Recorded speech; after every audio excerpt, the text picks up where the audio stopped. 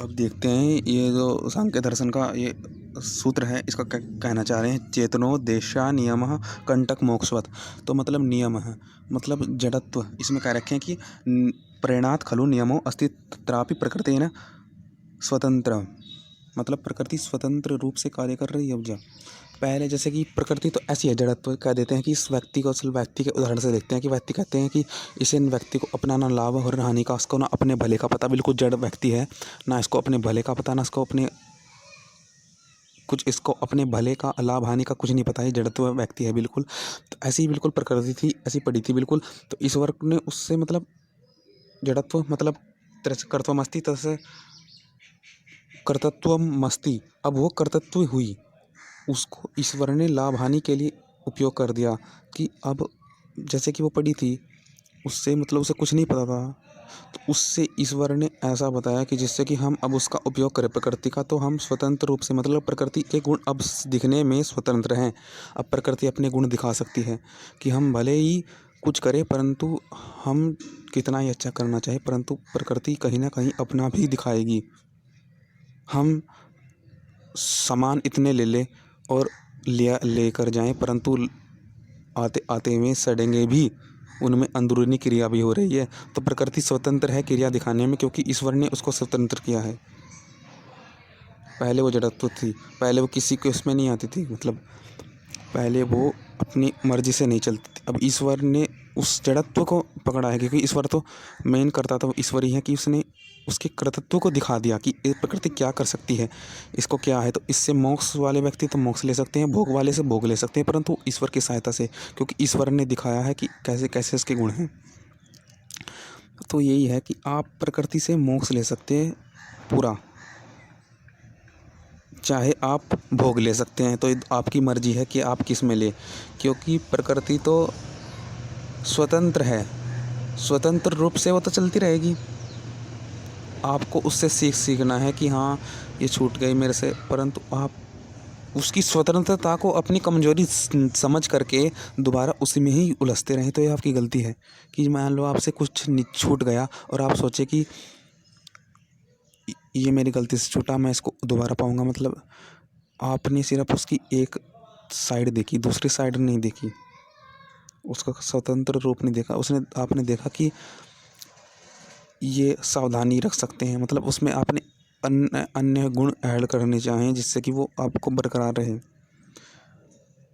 जिससे कि आप उसका लाभ ले सके। आप लाभ को ही देखते रहे तो हानि ना देखी ना, आप सिर्फ उसका जड़त्व ही देखते रहे, आपका मस्तिष्क भी जड़त्व हो जाएगा। कि आप मान लो आपको ने कुछ प्रकृति की वस्तु से आपको हानि होती हुई दिखी, तो आपने उस हानि को परिवर्तन कर दिया किस में, भले में।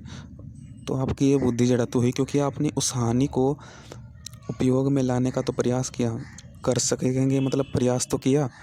आपने उस हानि को, जड़त्व को किस में प्रयास किया, उसको लाभ लेने में प्रयास किया, परंतु कहीं ना कहीं उसकी हानि भी तो होगी ना। फिर आप मतलब गुण नहीं ले रहे हैं, फिर आप हानि को लाभ में बदलने का प्रयास कर रहे हैं। वो तो स्वतंत्र रूप से काम कर रही है, परंतु आप उसके बंधन में फंस गए प्रकृति के। तो ये आपकी बहुत बड़ी गलती है, क्योंकि आप फिर अधिक प्रयास करोगे, आप कुछ पाने के लिए अधिक प्रयास करोगे, परंतु अधिक प्रयास का क्या मायना, यहाँ पर अधिक कुछ प्रयास है ही नहीं, अति तो खराब ही है। तो आप तो सिर्फ आप देखें कि ये प्रकृति करती क्या क्या है स्वतंत्र रूप से, इसमें क्या हुआ और इसमें क्या हो गया, मतलब इस हमारे से इसका साथ छूटता भी है। तो हम देखें कि ये छूट रहा है क्यों, मतलब ईश्वर के माध्यम से छूट रहा है, मतलब ईश्वर समझते हैं इस गुण को कि ये कैसी है, तो हम भी इसको ऐसे ही समझें।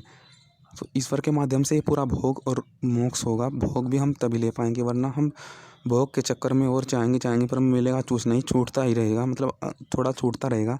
अन्य अन्य अधिक परिश्रम करते रहेंगे, परंतु छूटता ही उतना ही छूटता रहेगा। और जब पूरा उसका हम स्वतंत्र रूप से चल रही है, उसके पीछे पीछे ऐसे ही चलते रहे हम, तो फिर हम पूरा उसको समझ पाएंगे ईश्वर के माध्यम से, कि जैसे ईश्वर ने कैसे इसको समझा होगा। भोग मतलब कैसा भोग है इसका, कि भोग देते हुए भी ये हमारे से छूट जाता है, मतलब भोग में निवृत्त हो जाती है, मतलब सामान सड़ते भी हैं, गलते भी हैं, कटते भी हैं। मतलब इनका ज़रूरत महसूस होगी तो ज़रूरत का गुण हमें पता लगेगा कि ईश्वर भी कैसे हम इसको हमारी को ज़रूरत समझते हैं, हमारी ज़रूरत समझते हैं। तो हम भी वस्तु की ज़रूरत समझें, जो ज़रूरत तो हम समझ लेंगे, फिर हम पता लगेगा पूर्ण गुण क्या हैं, कैसे कैसे गुण हैं हमारे, एक दूसरे के एकत्व भाव उत्पन्न होगा कि हाँ, कि ये तो पूर्ण हमें तभी भोग मिलेगा, तभी हमें मोक्ष मिलेगा कि ईश्वर के माध्यम से। तो यही है कि परवशा पर दूसरों के वश में है प्रकृति, मतलब स्वतंत्र रूप से कार्य करेगी परंतु आपको उसके वश में भी कर देगी। आप समझ ही गए होंगे कि जड़त्व इसका दूसरों के वश में है, जो ईश्वर ने इसका कार्यत्व दिखाया, परंतु हम इसको के कार्यत्व को जड़त्व को समझ लें, इसके कार्यत्व को हम अपनी मनमानी से जड़त्व समझ लें और इसको कुछ अधिक अधिक परिश्रम करने लगे तो ये गलत है। क्योंकि इसका कार्यत्व देखें कि ये ऐसी ऐसी है, ये तो ऐसी ही है, इसका ऐसा ही नुकसान भी होता है, लाभ भी होता है। इसके कर्तव्य स्वतंत्र रूप से देखें कि कैसी है, तो फिर पता लगता है कि हम कैसे हैं। गुण एक तरह से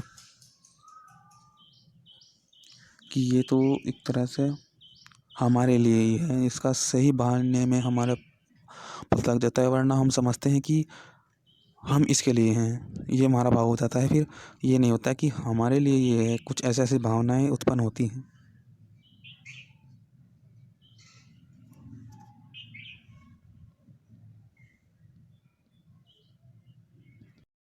तो इसमें यही कह रखिए कि अकार्यत्वे अपि, मतलब उसके कार्यत को हम अकार्यत कर दें कि हम उसको जड़त्व समझ ले, मतलब वो कार्य तो कर रही स्वतंत्र रूप से कि उसकी लाभ हानि, परंतु हम हानि उसका जो घटत्व है ना उसको ना देखेंगे, मतलब घटते हुई चीज़ को ना देखें, उसको सुधारने का प्रयत्न करते रहें, अधिक मेहनत करते रहें, तो फिर हम ना पूरा भोग ले पाएंगे, हम ना समझ पाएंगे कि ये पारस्वाद है, कि ये ऐसी है कि इसका तुरंत उपयोग कर लो। ये नहीं कि इसके उलझन में उलझते रहो, क्योंकि फिर ये तो चलती रहेगी। इसके तो अनेकों रूप हैं, ये तो स्वतंत्र है, ये तो अपने से फिर वहीं पर ही जाएगी, घटत्व में जाएगी ही।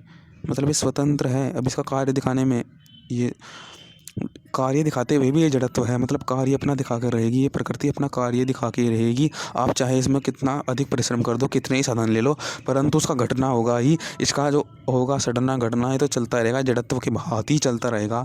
कार्यत्व इसका चलता रहेगा, इसका कार्यत्व अकार्यत्व नहीं होगा, इसका कार्यत्व जड़त्व की भांति चलता रहेगा। वो ईश्वर ने चला रखा है, क्योंकि पहले भी जड़त्व थी, अब उसका कार्य भी जड़त्व है। देखो, पहले जड़त्व थी, बिल्कुल कार्य नहीं दिखा रही थी, परंतु ईश्वर के माध्यम से कार्य दिखाया, और कार्य तो ही जड़त्व है।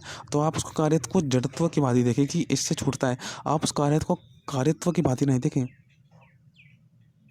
उसको कार्यत्व को देखें कि ये कार्यत्व चलता रहे जड़त्व। आप उसको सिर्फ जड़त्व ना देखें, उसके कार्यत्व को देखें, उसके अकार्यत्व को जड़त्व ना देखें। तो ये कुछ बहुत सांख्यिकी भाषा है कि जो उसका कार्य है उसको देखते रहें कि कार्य जड़त्व की भांति चल रहा है। ये नहीं कि उसका अकार्य है, कुछ ये कार्य है ही नहीं इसका, ये मान ले कि ये तो होता ही नहीं है, तो सुधार ही हो सकता है। उसका कार्य को अकार्य को जड़त्व की भांति देख ले कि ये तो सुधार हो जाता है, तो ऐसे ऐसे हो जाता है। मतलब जो किसी के वश में नहीं, परंतु ये वश में है, अपने ही वश में है, ये अपने ही जड़त्व में है, ये किसी और के जड़त्व में थोड़ा ही है। तो यही है इसमें कह रहे हैं कि स्वयं करते सर्ववित्त स्वयं करता ही है, ये कंटक मोक्षवत। तो यही ईश्वर के माध्यम से पूर्ण रूप से हमें प्रेरणा से प्रकृति के द्वारा किसी व्यक्ति को मोक्ष देने का है। ईश्वर की प्रेरणा से प्रकृति के द्वारा, ईश्वर की प्रेरणा से हम प्रकृति के द्वारा हम किसी विरक्त को मोक्ष देने का, और अविरक्त को, मतलब इसमें नियम सेट हैं। इसका कर्तव्य ऐसा है कि ईश्वर के गुण इसमें आ गए हैं कि ईश्वर जानते हैं कि ये कैसी है, ईश्वर भी जानते हैं कि मैं भी ऐसा हूँ, तो इनको मिल जाए। मतलब इसकी प्रेरणा से हम ईश्वर को समझेंगे तो उससे कि हमारा लाभ भला ही है। जैसे राधा के आदेश पर किसी अपराधी को फांसी देना, मतलब इसमें उस नियम सेट हैं कि जो मुझको समझेगा, राजा को समझ गया, उसको फांसी नहीं, जो राजा को नहीं समझा उसको फांसी। तो कुछ ऐसा है जो प्रकृति को समझ गया, मतलब ईश्वर को भी समझ गया, खुद को भी समझ गया, तो उसको विरक्त। और जो प्रकृति को किसी को नहीं समझा तो उसको भोग में फंसेगा, फिर अधिक परिश्रम करेगा, दुख उठाएगा।